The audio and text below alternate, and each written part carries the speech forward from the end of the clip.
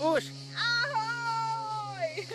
Taky toužíte poznat něco málo ze světa, ale nemáte nápad, kam se podívat? Chtěli byste toho vidět co nejvíce, ale za co nejméně peněz? My bychom vám chtěli ukázat naši 2měsíční cestu, kterou jsme podnikli s co nejnižšími náklady a i přesto objevili plno nádherných míst a získali spoustu nových zkušeností. Naše cesta začínala v Jiřově, odkud jsme přes noc dojeli do Rakouska. Tady jsme se zastavili na jeden den a vlivem počasí se přesunuli do Švýcarska.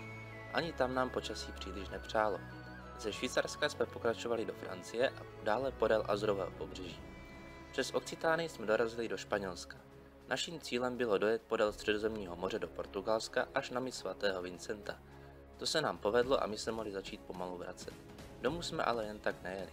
Vzali jsme to celým Portugalskem až nahoru, severním pobřežím Španělska a podél oceánu až do francouzské Bretaně. Jako sladkou tečku na závěr jsme navštívili Paříž. Zpátky do Havířova už to nebylo daleko. Jak už jsme naznačili, cestu jsme se snažili podniknout s minimem nákladů. Naším věrným společníkem byla vypůjčená Astra F z roku 1996. Většinu jídla jsme nakoupili při akci v českých obchodech a jak se ukázalo, byla to ta nejlepší volba. Na západě člověk skoro nikdy nekoupí jídlo levněji a tak jim spousta věcí v sortimentu chybí. Například konzervy s masem, tatranky, oplatky, levné instantní polívky a tak dál. Pokud člověk jede autem, tak může vést spoustu zavařenin a dopřát si trochu té domácí kuchyně a nejenom instantní jídlo. Naše první zastávka byla ferata jménem Crazy Eddie. Auto jsme nechali pod kopcem a mohli vyrazit. Pak naše auto muselo vyjet do výšky 1550 metrů a my nejeli více než 30 km za hodinu. Báli jsme se, že hned od začátku Astru uvaříme. Nakonec jsme to zvládli a zaparkovali naproti krásnému vodopádu Stuybenfall. Němu jsme museli dojít asi kilák pěšky, ale dá se zaparkovat i pod vodopádem nebo dojet až k hotelu. Podél vodopádu vedou schody s vysutým mostem a z druhé strany ferata. Po nějakém čase se nám schovalo sluníčko a po propršené noci jsme se rozhodli odjet do Švýcarska. Navštívili jsme krásná městečka Thun a Lucern. Zavítali k vodopádu Reichenbachfall, kde se odehrála slavná scéna Sherlocka Holmese proti doktoru Moriartymu a do hluboké soutězky Aare Schlucht, kterou vytvořila řeka Aare. Předposlední zastávka ve Švýcarsku byla v krásném městečku Zermatt, kde i brzy po ránu najdete nespočet turistů. Bez povolení se tady autem nedostanete a tak musíte buď 6 km pěšky nebo vlakem. Mlha nám zakryla krásu okolních hor, kterými jsme byli obklopeni. Z Zermattu vede turistická značka na známý vrchol Gornergrat, měřící 3136 metrů, ze kterého je možné vidět nejznámější 4000 Matterhorn a masív Monte Rosa z nejvyšší horou Švýcarska Dufourspitze. Bohužel se nám ikona čokolády Toblerone schovala v mraku, ale i přesto je to krásný zážitek vylézt na tak vysokou horu. Na vrchol vede i zubačka, ta v přepočtu stála asi 1000 korun za osobu. Jsme právě překonali sedlo, které má 2100 metrů. Tady s bourákem Oplem.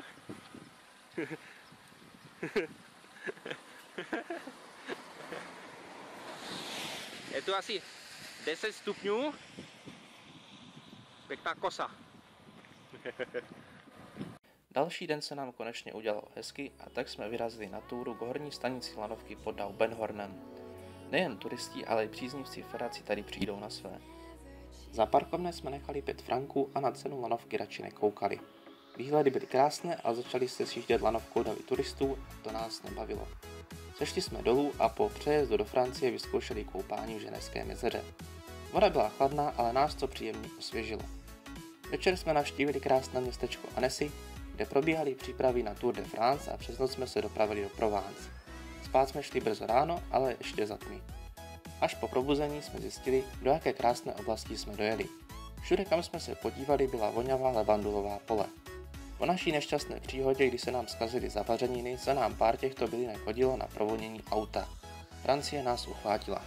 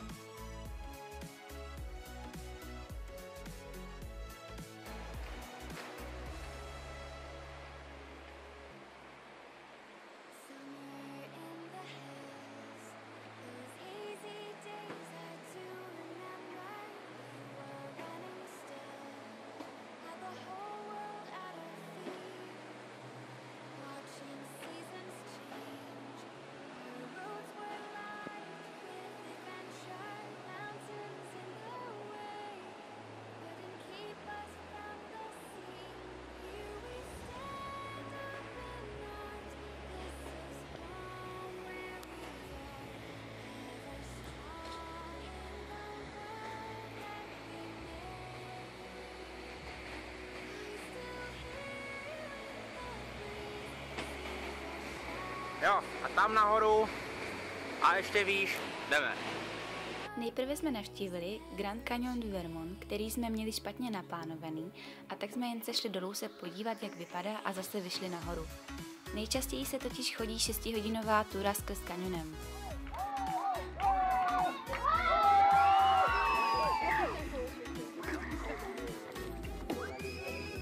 Ty vole.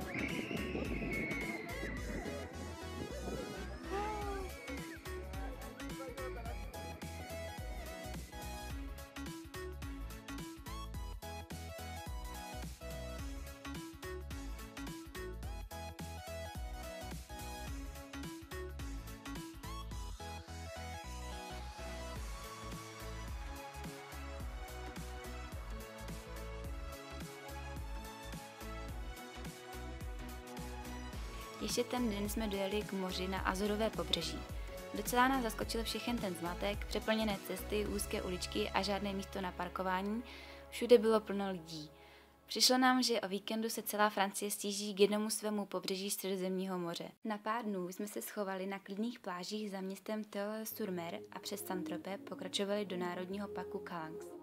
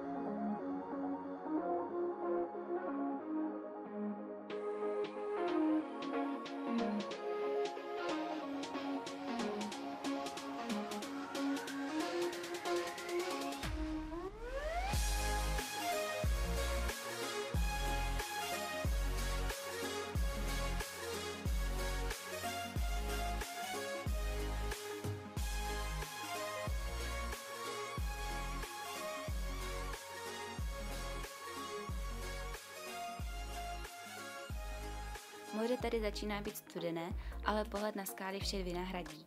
Doporučujeme navštívit pláž v zálivu Envau, kde se můžete dostat buď pěšky asi 5 kilometrů, nebo na kánojích z města Cassis.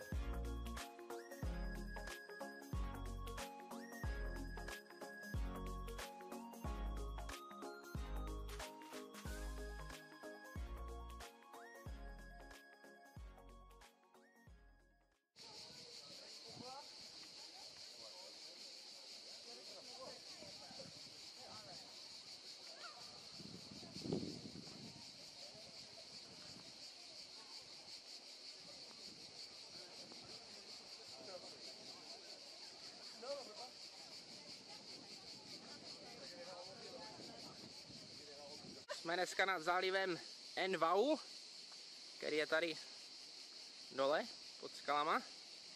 A tam jsme se včera Tam byli koupat. vzadu, za rohem, jsme byli na pláži včera se koupat a tady dole jsem plaval v té ledové vodě. Já jsem doplavala jenom k těm bojkám. Byla to ledárna. Kubíček nám umývá auto. Jo, natáčím.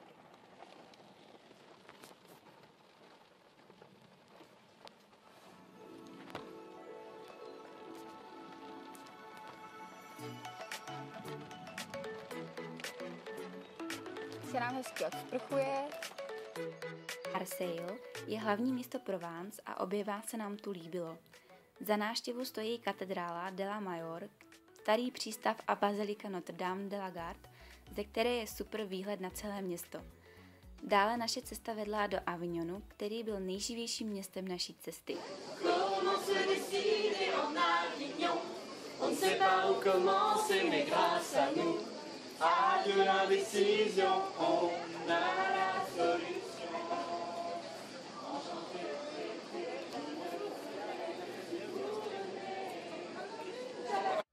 Všude je spousta pouličních umělců a skupinky herců v ulicích lákají na svá představení.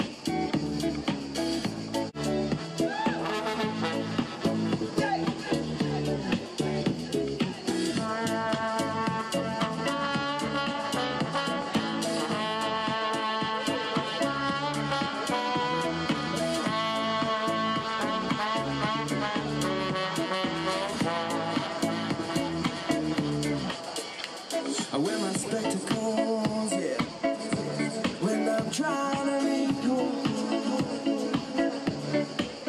I wear my spectacles, yeah, when I'm hiding away from you. Oh, I see your tinted eyes rise out of the water, rise out of the water. 'Cause I got something for you. Nedaleko od města je známý akvadukt Pont du Gard. Kdo by chtěl ušetřit 10 € za parkovné, může zaparkovat zdarma ve městě Rimouins a dojít k mostu 3 km pěšky. Řeka Gardon je ideální pro koupání a podle množství vodáků i pro sjezd. Nás ale více lákal Národní park Camargue Plameňáky. Krom plameňáků se tady volně pohybují černí býci, bílé koně a hlavně spousta komárů. Navštívit zde můžete také město obehnané hradbami Aigues-Mortes, u kterého se po staru vyrábí drahá růžová sůl, anebo mořské akvárium ve městě Le Grand du Roy. My dále pokračovali do regionu Occitánie a přes města Montpellier a Narbonne dojeli do Carcassonne.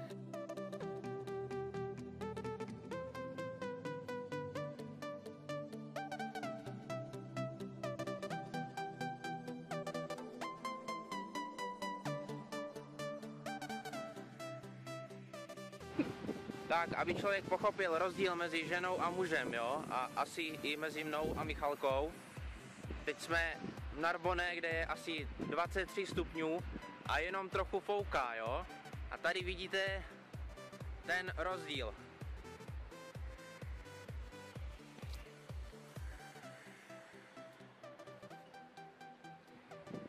No. Potom se nemůžeme divit, že máme mezi sebou nějaké spory, že? No, jasně, ty. Pobřeží v této části Francie je rájem windsurfistů a všech, co jezdí s padákem na vodě.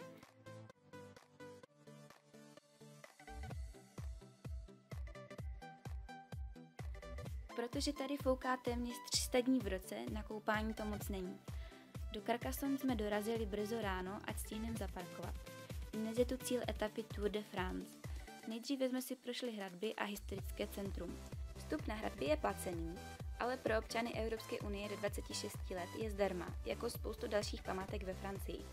Druhou část dnes jsme si užívali v západním centru Tours a dlouho čekali u cíle na příjezd závodníků.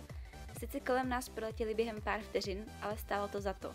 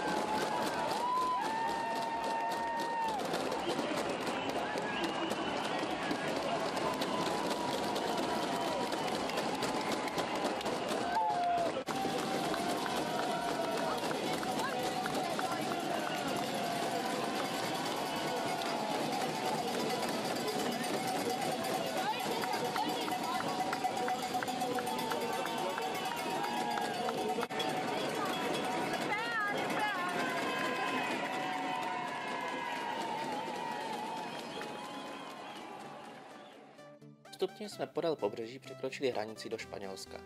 Kdo by měl dost času, tak je to mnohem zajímavější cesta než po dálnici.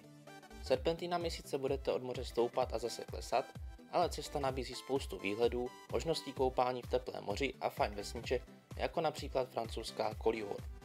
Završením této cesty je mys Cap de Croix, kde severní vítr vytvořil spoustu skalních útvarů, oken a bran. Je to super místo na koupání i procházení. Podél moře vede cesta, ze které jsou vidět všechny ty pozoruhodné úkazy, jako velbloud, dinosaurus nebo různí ptáci. Ale pozor, koupat se zde smí pouze na vybraných místech. Naštěstí u majáku byly informace a velmi ochotný pán nám sdělil všechno potřebné a poradil, kde se máme zajít podívat. Kousek je městečko Cadaqués s krásným velkým kostelem a domy v bílé barvě. Naše cesta pokračovala k městu Monistrol de Montserrat. Jelikož nejsem nějak extra dobrá navigátorka, sjeli jsme z cesty a spali v autě kousek od města. Ráno jsme dojeli na správné místo, auto nechali na parkovišti pod kopcem a šli na túru. Ke klášteru se člověk může dostat i vlakem, autem nebo lanovkou a dále ještě pokračovat zubačkou. Cesta nahoru byla příjemná a ani ne moc náročná. Uprostřed je obrovské kamenné náměstí, na jehož konci je klášter, který stojí za prohlédnutí. Samozřejmě je tu mnoho turistů a hodně front. Vstupné je zdarma. Uvnitř kláštera je Madonna držící dítě a zlaté jablko, které vám splní přání. Najdete tu plno vyhlídek z kříži, kolem kterých lidé uvazují bílé stužky a nechávají peníze, aby se jim splnilo, co si přejí. Od stanice lanovky vede stezka na vrchol Colbato, ze kterého jsou krásně vidět skalní obři, kteří podle povídek hlídali samotný klášter. Výhled je tam opravdu nádherný. Kdo neviděl Barcelonu, jako by nebyl ve Španělsku, slýchávali jsme od lidí. Když jsme však přijeli do tohoto města, až tak uchvácení jsme nebyli. Ne vše je tak kouzelné, jak se na fotkách zdá. Našlapali jsme nějakých 17 km, abychom nemuseli platit za dopravu a snažili se obejít nejznámější budovy, parky, kostely. Velká škoda je, že to není zdarma jako ve Francii. V jižních zemích jsou lidé zvyklí nalepit svá auta co nejblíže na sebe, což byl občas problém, když jste chtěli vyjet. Dále jsme pokračovali přes městečko Garraf, Sitges, Peníscola a přírodní park Prat de Cabanes Torreblanca, kde jsme poprvé v životě viděli východ měsíce. Ano, slyšíte dobře, východ měsíce z moře. Bylo to něco naprosto kouzelného a neuvěřitelného. Dále vesnice Vilafamés, která je označena za jednu z nejkrásnějších ve Španělsku, kvůli červenému kameni, ze kterého je postavena. Nám ale tak úžasná nepřišla. Pozdě v noci jsme dojeli k Balcón Almar. Cestou jsme prošvihli ulici a museli jet přes kostrbatou cestu a každý metr jsme se báli, abychom někde nezahučeli. Nešlo vidět skoro na krok. Mezi výběžky je krásná pláž, na kterou se musí jít asi 1,5 kilometru pěšky, protože na dolní parkoviště padá kamení. Rozhodně stojí za navštívení. Uprostřed moře je skála, která se dá obeplavat a pokud jste milovníci šnorchlingu, dá se jeskyněmi podplavat. Je to úžasný zážitek a ani nemusíte být zkušení potápěči, abyste něco takového zažili. Na doporučení jsme se vydali k jezírku Fuente Caputa u vesnice Jéchar. K jezírku vede cesta, ale pozor, při velkých vodách se může přístup zhoršit a na přírodní parkoviště nemusíte dojet. Pak už jsme ušli asi 1,5 kiláku lesíkem podél dočasně vyschlého koryta řeky. Jezírko mělo být krásné s želvičkama a malým vodopádem. Když jsme došli, hodně nás to zklamalo. Vlivem sucha byla voda špinavá a želvy se schovaly někam do rákosí. Za to jsme si velmi užili mušky a komáry. Asi by nám to ani tolik nevadilo, kdybychom si nezajeli asi 100 kilometrů, protože naše navigace, ne já, ale vážně navigace, nás zavedla do jiného Jécharu. Nezbylo nám nic, než jet dál asi 300 kilometrů do města Neria. Tak jsme ve Španělsku, někde mezi Malagou a Marbellou. A když nepočítám Egypt, tak to bude nejjižněji, co jsem kdy byl. Máme tady mlhu, že nevidíš na 50 metrů. Moře je ledové jako svině, tak možná tak po kolena. No. A asi začíná pršet. A včera tady bylo normálně vidět, tam krásně vzadu byly hory, ta pláž je dlouhá, to má asi 0,5 kilometru. Dneska nevidíš vůbec nic. No. A ještě jsme tady zjistili, že když přežiješ tu úplně ledovou vodu, takže najdeš pár mušlí v moři. Takové obrovské, za chvíli ukážem. A tak tohle najdeš, když chodíš po kolena ve vodě. To jsou naše poklady. Je asi to kouzlo toho, že vylezeš na chvíli ven z domu. No, taky to je mají dost peněz. Tak ostrýčku otřese. Ve městě Neria se nachází Balcón de Europa a krásné pláže. Moře jsme měli studené, ale když člověk poctivě zaplaval, dalo se to vydržet. Později jsme si všimli, že je moře plné malých medúzek a já si uvědomila, že to nebyla jen moje paranoja a v té vodě mě opravdu něco žahlo. Jeli jsme dál přes přírodní park Monumento de las Dunas, kde kolem 12 hodin není možné zaparkovat, protože se tu sjíždí rodiny s dětmi. Velmi nás zklamalo chování některých lidí. Přišlo nám, že lovení medúz se stalo závodem o to, kdo jich zabije nejvíc. Bylo příšerné na to koukat. Děti byly pyšné, že je všechny pochytali a nejhorší bylo, že s tím člověk nemůže nic dělat. Potkali jsme tu Čechy, kteří nám doporučili krásné město Ronda.